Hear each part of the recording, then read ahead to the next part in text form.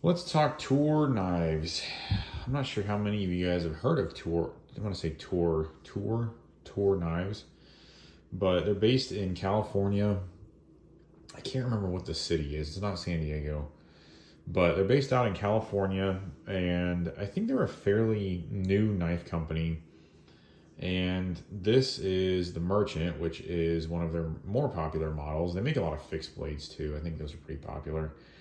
And then they have a couple of smaller folders that have some recurve edges, some blades that are smaller, just stuff like that.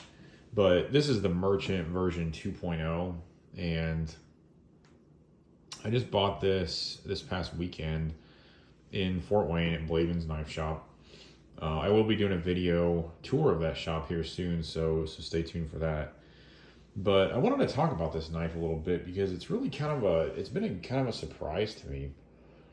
And in my opinion, it's one of the bigger dark horse knives in the industry right now. There's a lot of knives coming and going. It seems like We Knife releases 5 new knives every couple months. You know, then you have companies like Chris Reeve or Hinder who release a new model every 5 or 10 years. But I guess the point is you always have new knives coming and going, and it's hard to distinguish yourself as a maker and as a brand. And I can see why the companies like Chris Reeve don't make new models that often, because they already have a well-established portfolio of products that people like. And there's really, I mean, like the Chris Reeve Incosi or the Sabenza, it's hard to improve upon a knife like that that's already so good. So yeah, it really stuck out to me that this knife stood out so much, and I don't really remember what caught my eye about it. I was originally looking at buying a version 1, and I was sort of on the fence. The version 1s were, I think, $250 for titanium handles, S35VN blades. A majority were coated blades, and lifetime warranty, made in the United States. But I think the idea of it being a dark horse knife is what really attracted me to this knife and to the brand, really, because it's something different. It's something that you don't see as much, and the brand really seems, and the knife in particular, it just seems very comfortable in its own shoes, if that makes sense.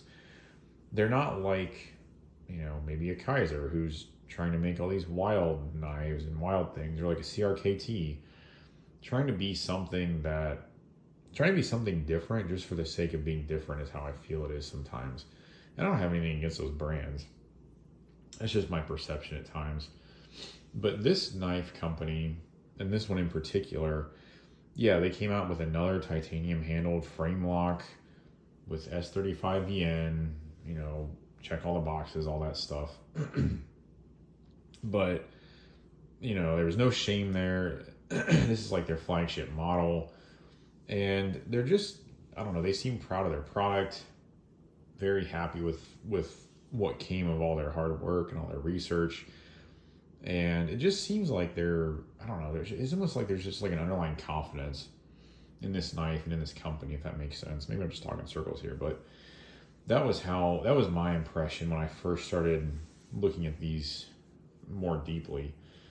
Another thing that really stood out is knife brands, they talk about how their products are made in the USA. It's a big selling point. This knife was made in the USA.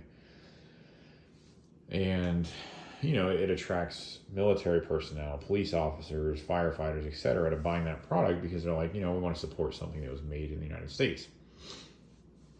Well, the problem with that is, as we've seen with a certain brand, sometimes not all the parts are actually made in the United States or from material sourced from the United States. In the bigger picture, is it really a problem? No. But if they're claiming that it was made in the United States, it's a little bit of a misnomer because not everything was made in the United States. Well, this one is, from my understanding, Toor Knives makes every single piece of hardware in their shop from US source materials. And in this day and age, especially with how much of a global economy we have, that's really impressive, especially for a company that just came out of the weeds somewhere at some point in time. The other thing that really impresses me about this knife is the fit and finish for the price point is fantastic. This honestly feels just like a Chris Reeve at a $300 price point. Actually, I think it's $295. I don't know if you can hear it. Try to get it close to the camera. Let's see if you can hear it. I don't know if you can hear that lockup, but it sounds and it feels just like a Sebenza or an Nkosi, one of those models, which they're sort of known as the benchmark in the industry for bank vault lockup. And I will say this knife, if you grab the blade in the center around that point, does have a tiny bit of play. I think it could be tightened out, but right now it's almost perfectly centered. It's not going to go anywhere. I mean, you can see there, it doesn't have any lock rock, so I'm just leaving it alone. I don't really care if there's a little bit of blade play, but besides that, out of the box, feels just like the Chris Reeve Nkosi that I have, which is insane because I paid $150 some more for that knife. The warranty, I believe, is comparable, lifetime warranty. Any defects in workmanship, they'll take care of you. I don't know if Toor Knives does like blade replacements where you can buy a new blade. I don't know of any like spa program or anything like that. Maybe it's something that they're going to come out with. But in terms of fit and finish and feel of this knife, I mean, it's excellent, especially for the price point. Because you can see all these edges are chamfered here, here, here. The lockup's nice and solid at about 50%. It just has that bank vault feel, and I've never felt it on any other knife besides a Chris Reeve until I bought this knife. It's insane. So, you know, it does have a nice sharp edge on it. I've cut a few things with it. I also like the blade shape. It's very utilitarian, very usable. And it has this nice, I don't know, I can't remember if it's a DLC coating, but it has this nice coating on it that's anti-reflective. And it just looks, it's just very under the radar, really. It's kind of the word that defines this knife to me. It's a dark horse, very under the radar. Not super well known, but I think it's going to be well known very quickly. And then one of the biggest advantages of the version 2 is they changed the pocket clip. The pocket clip on the version 1, honestly, was pretty bad. I think it left about, I want to say around this portion of the knife sticking out of your pocket. It just was not a good design. Functional, probably just fine in terms of functionality. And you can look up the version 1 just to see what I'm talking about. But yeah, this is the Toor Knives Merchant version 2.0. Black blade with the bronze handle. I don't know if you can see that. It has the bronze anodization. It's probably kind of hard. I'm recording this at night, so there's some yellow light above me right now. But they come in different variations. They come in a satin blade. I think the black blade with just a plain titanium handle as well.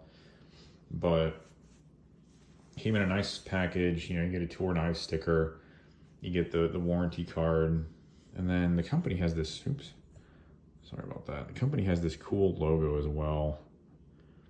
It's like a pirate head. It's a skull head with it's sitting on top of a north, south, east, west compass indicator. So that's just kind of a little bonus. They have a cool logo. Anyway, if you guys haven't checked these out, definitely handle one, you know, see for yourselves. I'm not exaggerating. One of the nicest folding knives I've ever felt. Go to Blademan's. They have a good selection there as well. Talk to Mark. He'll help you out. And yeah, if you have any questions, leave them below or comments. Please like and subscribe if you haven't.